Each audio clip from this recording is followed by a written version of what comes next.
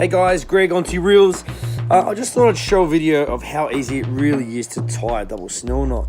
I just kind of educated myself through a whole bunch of videos on YouTube. It's pretty easy to do. Once you learn how to do it, it's literally 5 minutes.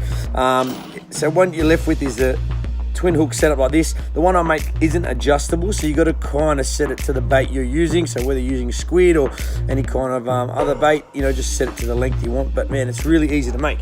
So basically, get your length of line. I'm using a nice section of mono so you can see nice and clearly. So the two hook sizes I've gone for is both O hooks. So I've got a 6/0, and as you can see, this has got an angled bit around the eye, and then I've got a 7/0 that is a straight. The reason why I do that, I just personally like the way, this is a bit of my OCD. I personally like the way that end sits, and this end sits when you run an angle at the back and a straight at the front. Kind of lets them sit nice and open. When you actually bait them on, they kind of have a nice angle that they sit on. That's my personal preference. Okay, so let's get to it. So cut your length, say just over 1 meter or however long you want your leader to be. So trick is go through the back of the eye and then make yourself a loop. So this is only what you do for the bottom eye. So as you can see, I've made myself a loop, right? Hold this tag in back here. So basically what you're gonna do is you're gonna just wrap around the eye of the, wrap around the shaft of the hook here. So you just literally go around it, and that's how simple it is. There's a few key points probably to look at. Is sometimes on your hooks, they've got a bit of an unfinished kind of edge where they join. So I tend to start away from that. Again, another OCD thing for me. You don't really have to. I don't think that's going to be the make or break for this setup. So like I said, I go away from it first and then literally just wrap around the backbone of this hook. So I usually go around about 10 or so times. So once I'm left with, I've got 10 or so.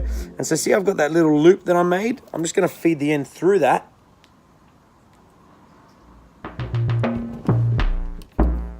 Back through that, and then I've left this little tag in here that once, it's a bit hard to show, see if we can get it. Once I pull this tight, you'll see it'll bite down on this end and lock that tight. So this is only for the eye. I just like to run this setup for the bottom hook.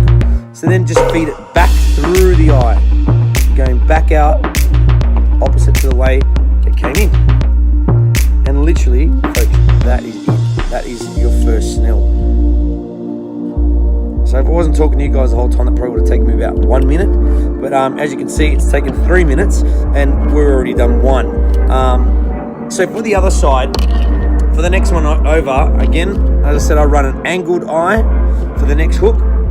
So same setup, feed it through the back of the eye all the way down, and then this is what I said before about setting your hook. So setting it at the distance you want to have it at.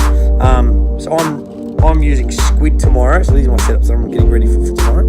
So I'm probably going to run them about this big for the squids I've got. So for this end, it's literally just wrap it around the backbone of the hook and that line that's there, and that is it. So I'm not doing anything special. Line goes through the back of the hook, and again going away from where the joint is. Around 1, 2, 3, 4, 5, 6, 7, 8, 9, 10, and then feeding it back out opposite to the way it's done. Excuse me, just getting a bit of a cold. Tight, and you end up with that, and that's literally taken us 4 minutes to make double snell setup. It's awesome. As I said, depending on what bait you're using, you can adjust them. I like to have mine so one sits one way. So if I was using this on the squid, I'd hook this through the top of the hood, and then this, I tend to like kind of grab the around where the eyes are on the squid, so you kind of maintain all its tentacles, because I find if you just hook it through the hood only, sometimes when you're casting, if you haven't got the greatest quality squid, the head will come, the tentacles and so on will come out. So I tend to like to hook these. That's why I run a bit of a bigger hook down here, hook it through the hood, grab a bit of the head, and then back out the other side of the hood. So yeah, that's pretty much it.